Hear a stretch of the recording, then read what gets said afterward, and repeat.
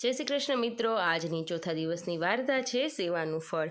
એક ડોસો ડોશી રહે તેમને ઘરે, 3 દીકરા પણ 3 દીકરા જુદા રહે। એવામાં પુરુષોત્તમ માસ આવ્યો। ડોશી ડોશાને પણ પુરુષોત્તમ માસ નાહવાની ઈચ્છા થઈ, પણ બંને જણા નાહવા જાય તો રાંધીને ખવડાવે કોણ? ડોસો તો મોટા દીકરાને ત્યાં ગયો અને બધી વાત કરી। ભાઈ, આટલો મહિનો અમને તમારે ત્યાં રાખ તો અમે પુરુષોત્તમ માસ કરીએ। મોટા દીકરાએ તો ઘસીને ના પાડી। ડોસો વચ્ચે દીકરાને ત્યાં ગયો અને બધી વાત કરી। વચ્ચે દીકરાએ કહ્યું, પિતાજી, મને કંઈ વાંધો નથી, પણ મારી પત્નીનો સ્વભાવ આકરો છે, તે નિત્ય કજિયો કરશે, તમને ફાવે તો રહો। ડોસો ત્યાંથી નાના દીકરાને ત્યાં ગયો। ડોસાને આવેલો જોઈ દીકરો વહુ પગે લાગ્યા। બધાએ વાત કરી। દીકરો અને દીકરાની વહુ બોલી ઉઠ્યા, પિતાજી એ શું બોલ્યા? માવતરની સેવા કરવાનું અમારું ભાગ્ય ક્યાંથી?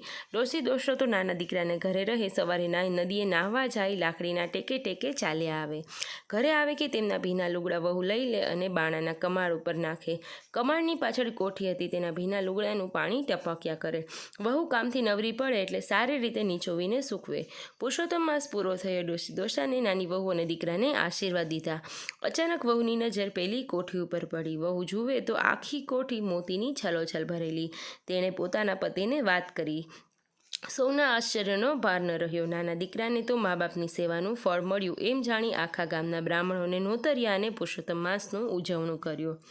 બીજા 2 દીકરાઓને વાત જાણી કે પુરુષોત્તમ માસ ડોસા ડોશી નાહીને લુગડા લાવતા તેમાંથી જે પાણી ટપકતું તેના મોતી બની ગયા। આથી તેઓએ મનમાં ગાંઠ વાળી ગઈ, હવેથી ડોસા ડોશીને આપણે ત્યાં રાખવા। ફરી પુરુષોત્તમ માસ આવ્યો એટલે મોટા દીકરાએ ડોસી ડોસાને પોતાના ઘરે રાખ્યા અને કમાડ પર જે ભીના લુગડા નાખે તેને વહુ બરોબર નીતરવા દે। બિચારા મોટા દીકરાની માટીની કોઠીઓ ઓગળીને ઢગલો થઈ ગઈ, ધાન પણ પલળીને સરી ગયું। જેવી ભક્તિ તેવું ફળ। હે પુરુષોત્તમ રાય, જેવા નાની વહુ અને દીકરાને ફળ્યા તેવા સૌને ફળજો। જય શ્રી કૃષ્ણ મિત્રો।